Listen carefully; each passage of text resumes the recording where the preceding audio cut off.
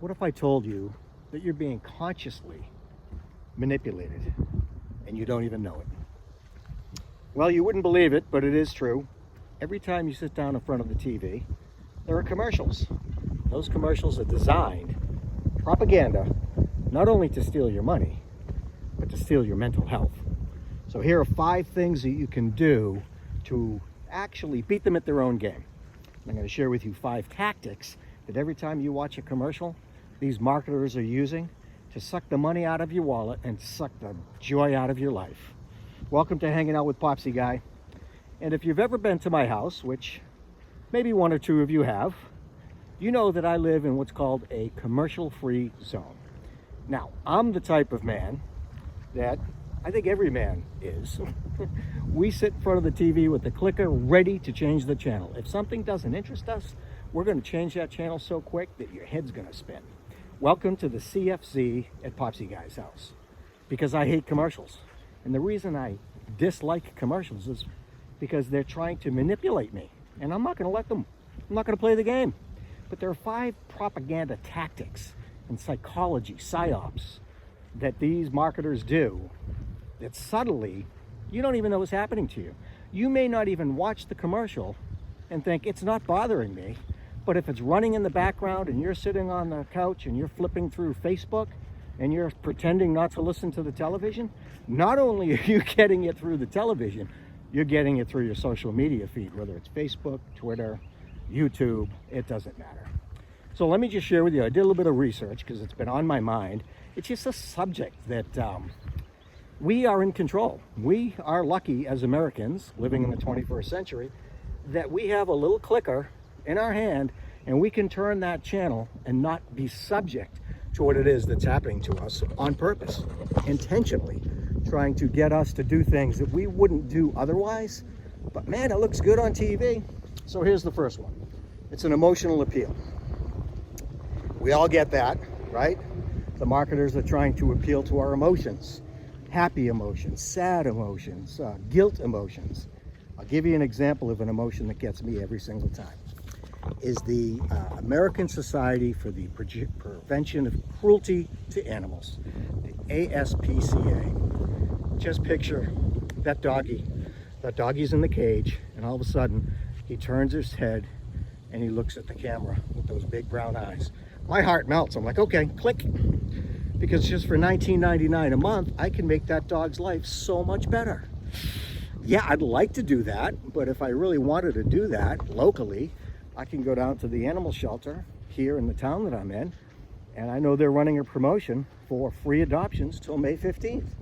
Or I could be sucked into sending some organization, not necessarily that organization, $20 a month to save that dog. Well, guess what? My guess is, my spidey sense tells me that 20 bucks a month is not going to save that dog. I would say that $16 of that 20 is going to pay the salaries of that nonprofit. And maybe $2 is going to buy that dog some food.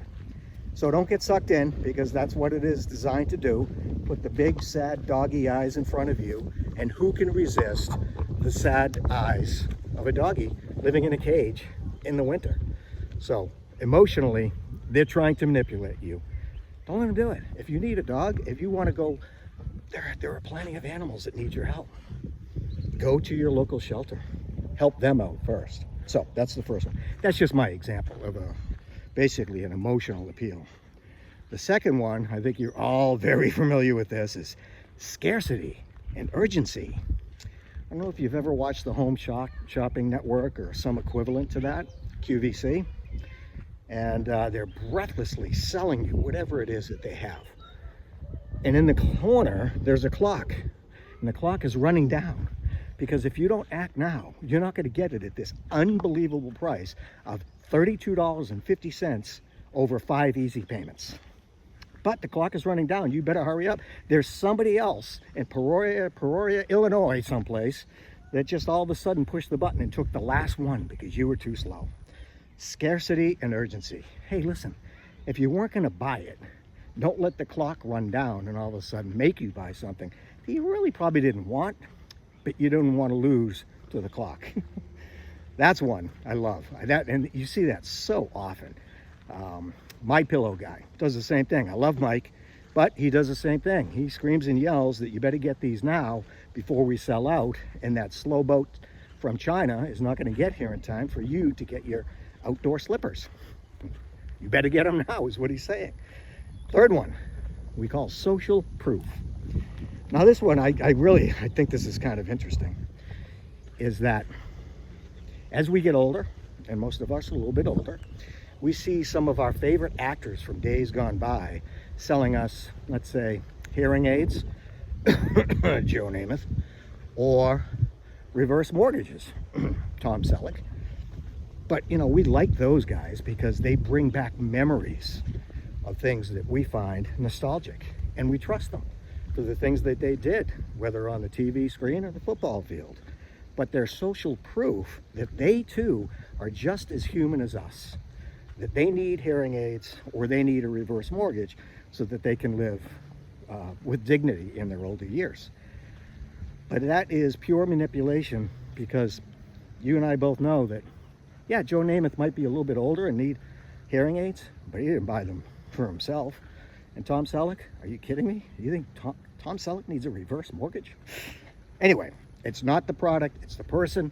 You're not even sure what the product is in some cases, but if this person that you grew up loving because you saw them on TV all the years that you were growing up, all of a sudden is telling you this is the right product to have, you're going to do it. Not because you need it, it's because they say you better get it.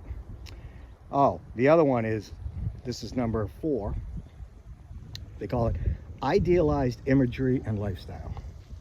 So years ago, when we lived in another town, but still here in Florida, it was in southern Florida, I was not used to the fact that, and this is going back 20 years, so these commercials have been running for a long time, that I was the biggest schmuck in my whole neighborhood because I did not buy my wife a Lexus for Christmas. I know, I paid. I'm gonna have to ask forgiveness for that.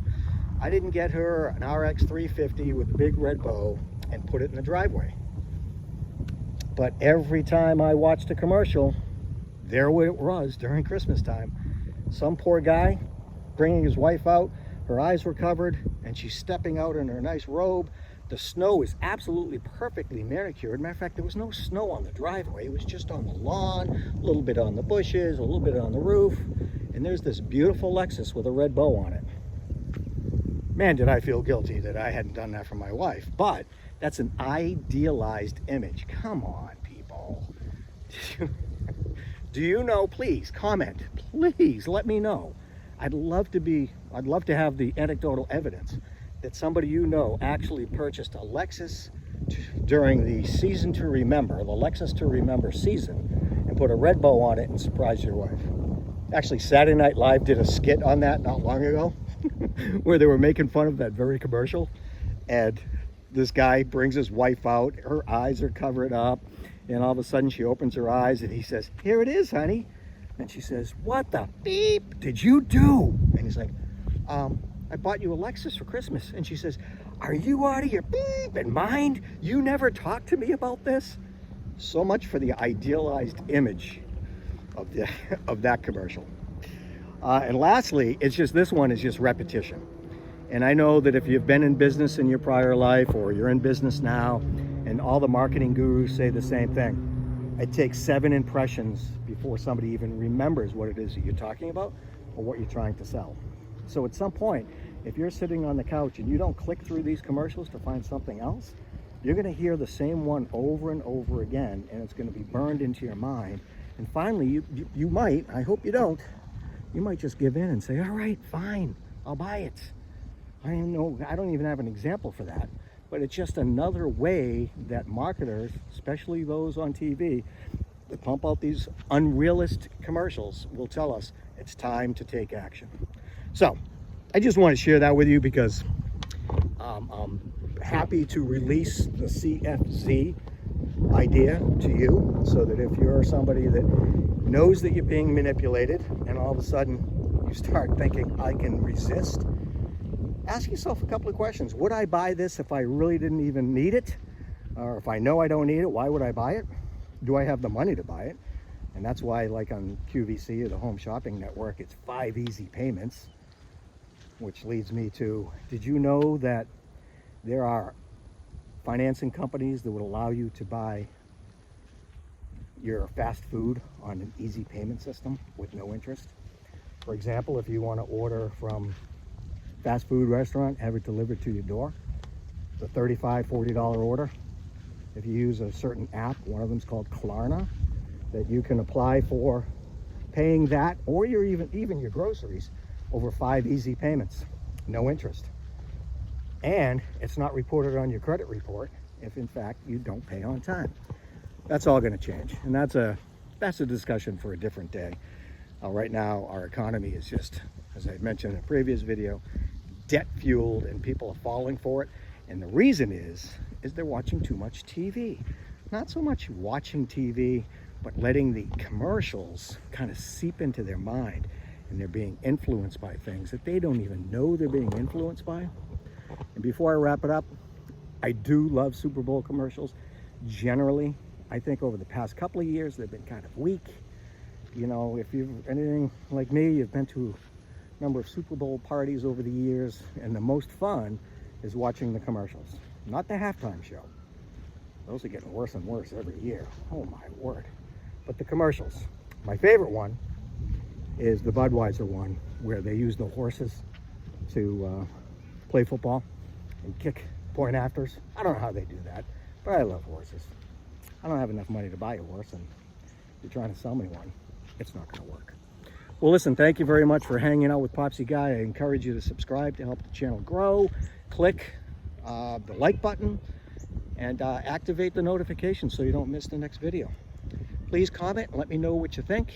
And until we see you on the next one, you have a wonderful weekend. Bye-bye.